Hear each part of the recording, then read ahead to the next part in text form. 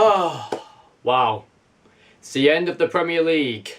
We've got new champions as Manchester City, top 4 positions for Manchester United, Liverpool, Tottenham, Europa League spots for Chelsea, Arsenal and Burnley, and the relegation, Swansea, Stoke and West Bromwich Albion. What a season it's been. What an absolutely banging season. Honestly, it's been one of the most highly enjoyable seasons of all time, in my personal opinion. And sadly, it's coming to an end. You know what? Good seasons have to come to an end some point. But you know what? Since this is going to be the final ever Premier League catch-up show on the channel, I might make it enjoyable.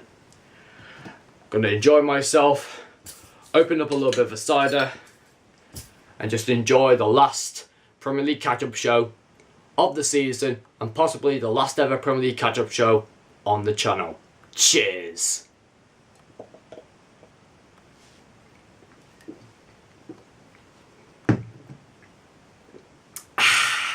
What's going on, everyone? It's Alex Goddard here, back again with my final ever Premier League catch-up show of the season. And boy, what a final week it's been for the Premier League. Honestly, sometimes the final days of the season turned out to be the better days of the season. But most importantly, we've had some incredible games this weekend. Some really intense games, but boy, my favourite game of this weekend, and possibly might be the best game of the entire season, was a 9-goal thriller at Wembley between Tottenham Hotspur and Leicester City. 5-4 was the score. The teams just could not stop scoring. Both Harry Kane and Jamie Vardy getting on the score sheets, getting themselves ready for Russia in the World Cup. And my word, it was an outstanding game. It was such an crazy, hectic game between these two teams. Usually when you think of Tottenham Hotspur and Leicester City as a fixture, you wouldn't expect too many goals. But boy, this was one hell of a game, and what a way to finish off the season on a high. Boy, Jamie Vardy for me was the favourite player of Leicester City, and of course Harry Kane was the best player on Tottenham Hotspur's side. But boy, both of those players right now, they are now set for the World Cup in Russia. Just a little bit of training. The thing is, that match was just like a test for Jamie Vardy and Harry Kane to get themselves ready for the World Cup, because we're going to need them in the World Cup. Because if, my goodness me, if we didn't have them, we would struggle. We wouldn't even get to the round of 16, let alone maybe the quarter-final or something. But boy, it was such an exciting game. Mahrez and Iheanacho getting the other 2 goals for Leicester City, and as well Lamela. And unfortunately, there was an own goal from Christian Fuchs, I believe. But boy, it was such an incredible game.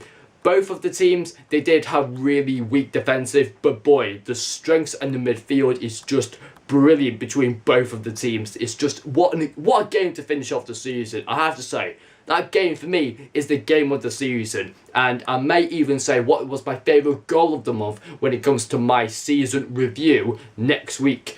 Possibly when Manchester United win the FA Cup. If not, then you never know, it could be a disappointing season for Manchester United. But obviously we finished off the season with a really good victory against Watford. 1-0 was the score, and it was a memorable farewell to one of the most underrated midfielders ever in the Premier League, Michael Carrick.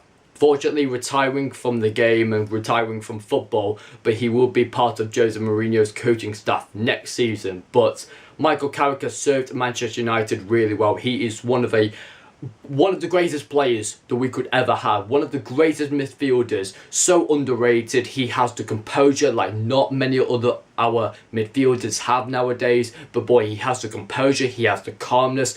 And I'll just miss that now. But imagine if we do sign somebody who has the composure. And that's, I think, what we need in this Manchester United side. Somebody with a cool head, calm and composed, and can put in some really nice crosses into the box and can really hold up the midfield really well. And that's what Michael Carrick did for Manchester United at the start of, I think it was possibly 2003 or 2004 to the end of 2018. He's been a brilliant servant to Manchester United. A really amazing guy. But also Marcus Rashford did get the goal for Manchester United as we won against Watford.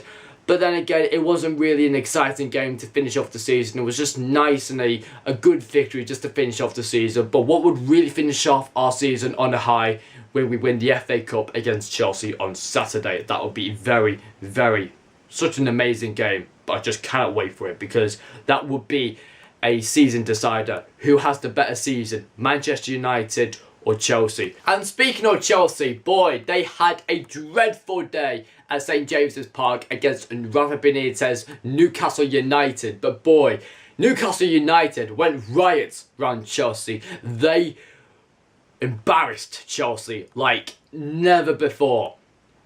The midfield was terrible from Chelsea. The defence was terrible. The attacking was terrible. Boy, is that a way to finish off the season on a high for Chelsea? That is an embarrassment. That is a disappointment from Chelsea.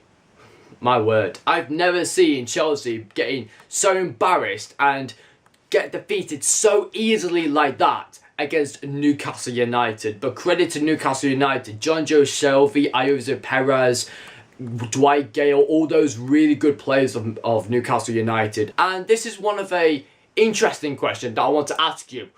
Would you take Jonjo Shelvey to the World Cup?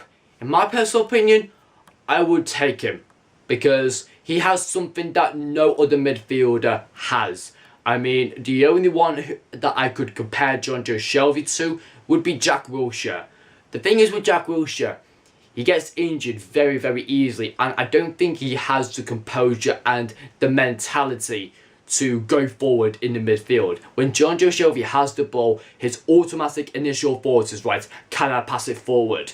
With Jack Wilshere, if you had Jack Wilshere in the midfield, he wouldn't pass it forward. He would pass it to the side or pass it backwards just to keep himself composed and all that. But Jonjo Shelvey, for me, is way better than Jack Wilshere. Although Jonjo Shelvey does have some anger management issues, which might be a problem. However, in terms of quality, Jonjo Shelvey has way more quality than Jack Wilshere does.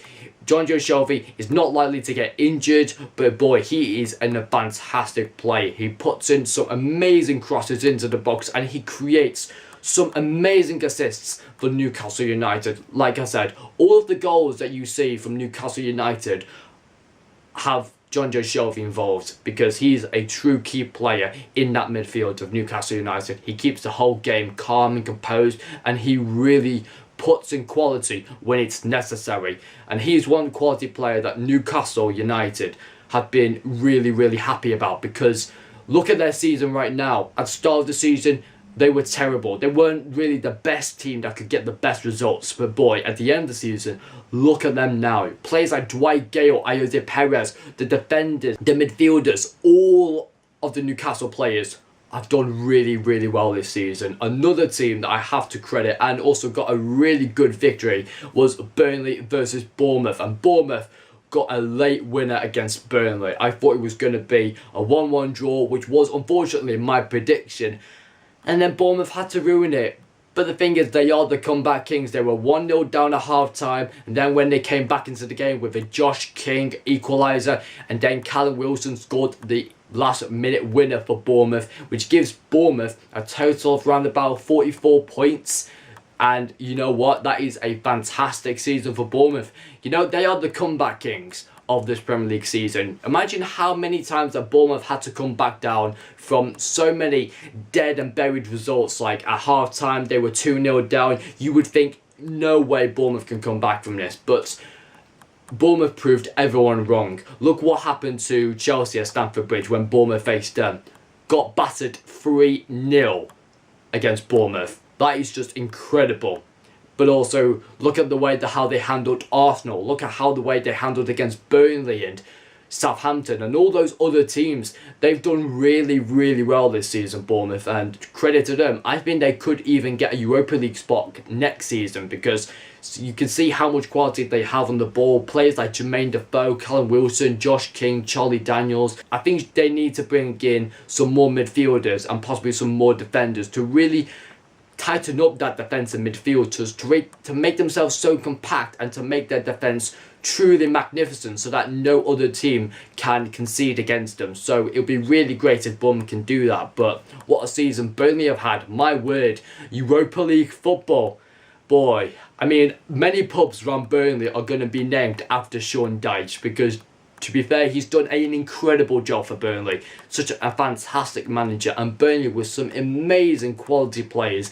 They've done an incredible job this season. Unfortunately, couldn't really get the job done against Bournemouth, but they don't really care. They're going on a European tour, and it's going to be really interesting to see how they get on in Europe. I can't wait. I mean, congratulations to Burnley because they've done ever so well within this Premier League season. There have been one team that have been the ultimate underdogs throughout this entire season. Everyone thought that Burnley could not get anywhere near Europa League qualification, and they proved everyone wrong. Another team who I thought had a really good day on the final day was Liverpool battering Brighton 4-0, and Mo Salah wins the Golden Boot, beating a Harry Kane with 32 goals in an entire season. That is incredible. That is absolutely incredible. Beating the likes of Alan Shearer, Luis Suarez, Cristiano Ronaldo in an entire one season of the Premier League, scoring 32 goals is an incredible achievement. I mean, Mo Salah, if he wins Liverpool the Champions League, then you have to rate him as one of the best players throughout this season. I think he could be at the quality of Cristiano Ronaldo and Messi as well, because boy, he is just out of this world, Mo Salah. I mean, you can't really criticise his quality. His quality is just undescribable. But also, I thought Brighton, they didn't really need to play for anything because they were already safe. West Ham had a really good game against Everton, beating them 3-1. And it was the battle between David Moyes' former club and Sam Allardyce's former club. And David Moyes got the best of Everton. Everton could have done better, but West Ham on the day were far better than Everton. Marko Arnautovic and Lanzini. I mean, Lanzini, I've heard rumours that he may go to Liverpool, which might really decrease West Ham's chances of staying up next season. But it was a relegation battle for them this season, but I think they've coped it well with the likes of Marko Arnautovic, Hernandez, Jojo Mario and Adrian, all those great players of West Ham. They've kept themselves up this season, and David Moyes has actually done a really, really good job. The thing is, why people criticise David Moyes is because what he did at Sunderland, but when you compare him to West Ham, he's done a fantastic job. He's changed Marko Arnautovic to become a world-class player. He really has. I mean, that could be me over-exaggerating, but it's true, really, for what I'm saying. Because the amount of depthness that you see in Marko Arnautovic's quality, the way that he gets up the pitch, the way he can attack defenders, and he can really put an impact on games where you need a goal, and he's the guy who can deliver it for you. And that's why I think David Moyes has done a terrific job in training West Ham and keeping them up this season. Another game, Crystal Palace defeated West Brom 2-0, pushing themselves up to 44 points in an entire season. Now, Crystal Palace at the start of the season had no points whatsoever within 7 games. No goals conceded, no points, nothing at all. But when Roy Hodgson came in, he changed the game completely. And now look at them now. They're now 11th with 44 points within this season. And it's just an incredible achievement. Players like Zaha, Townsend, Benteke, Loftus-Cheek, Van Aanholt, brilliant players, absolutely brilliant players. Also, I have to mention Timothy Fosu-Mensah, because I don't think without him, their defence would be absolutely terrible. But credit to him, because a former Manchester United player who was on loan to Crystal Palace, he's done a really, really good job in keeping Crystal Palace up. And you know what, Roy Hodgson, I don't think he could get the England job back, but in keeping Crystal Palace up, he's done a phenomenal job. As well as, I would have to say that Darren Moy, he has done a really good job in keeping West Brom in a really great chance of getting back into the Premier League. But the thing is, I think he should get the job full time because he's a fantastic manager. And although his unbeaten streak has come to an end for West Brom, a new season begins in the Championship for them, with Stoke getting a really great victory against Swansea, which means that Swansea are now relegated and Southampton stay up. But unfortunately, Southampton did lose against Manchester City with a last-minute winner from Jesus, of course. They had a last-minute winner from Jesus, Manchester City, or Jesus, whatever you call him. They basically were saved from Jesus. And you could say 100 points is well-deserved for Manchester City? Yes. I don't really want to say yes, but I'll say it anyway because they fully deserve it, though.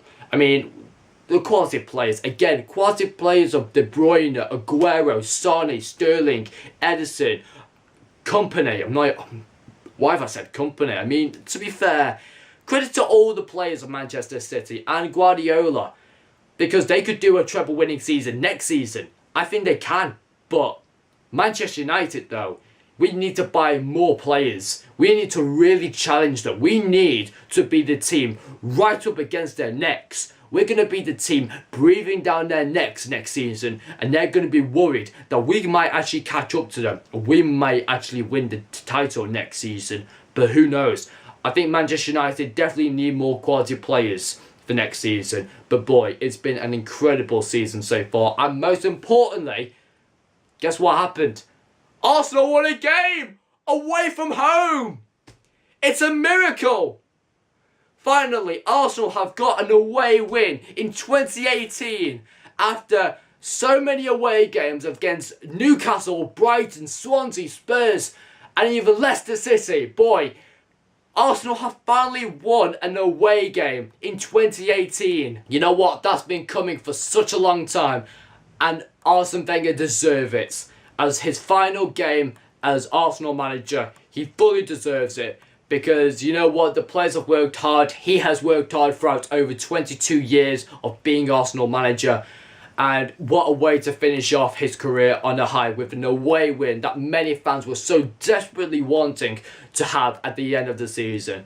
And you know what? What a season it has been for Arsenal. Although it has been a rocky start at the start of the season, had some really great feelings that they could win something.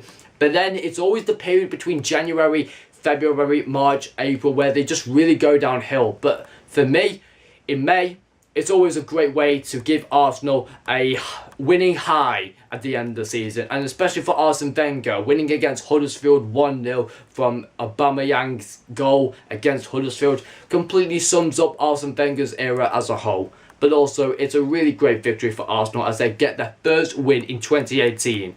You know what, it feels longer than that though, but you know, I think there's going to be a new manager, a new way, a new type of playing for all of these Arsenal players. Players like the defenders, like Mustafi, Koscielny, and plus like the midfielders, Xhaka, Ramsey, Wilshere, and even the strikers. They may have a different play set of when the new manager comes in. Don't know who's the manager going to be yet. However, I have a good feeling that he's definitely going to change the style of play that Arsenal originally played with Arsene Wenger, and he's going to adapt to a new formation of playing, which I think is going to be a really great way. They need to teach Arsenal how to defend, how to attack, and how to keep the midfield tight. And you know what, with that said, I think that will do it for this video. I think I've said all of the games. I believe I have, yes. And you know what? What a season it's been for the Premier League. I might just have one more sip of my drink. What a season it's been. It's been a fantastic season, and I'll be back with my final season review of the 2017 and 2018 Premier League season. I hope you enjoyed this video, guys.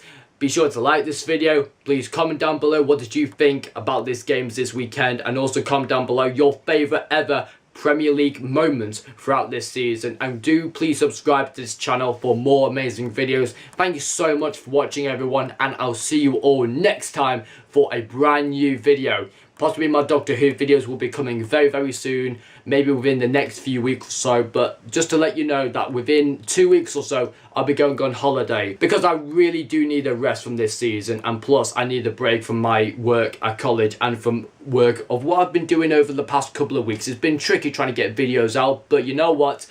I'm glad the season's over. Now we can focus on the World Cup. But boy, if Manchester United can win the FA Cup on Saturday, it will be a winning season for Manchester United, in my opinion. It'll be progress, but at least we have a title under our hand, a FA Cup trophy. I'll be happy with that. Thank you so much for watching, everyone, and I'll see you guys next time. Until then, guys, take care of yourselves. Goodbye!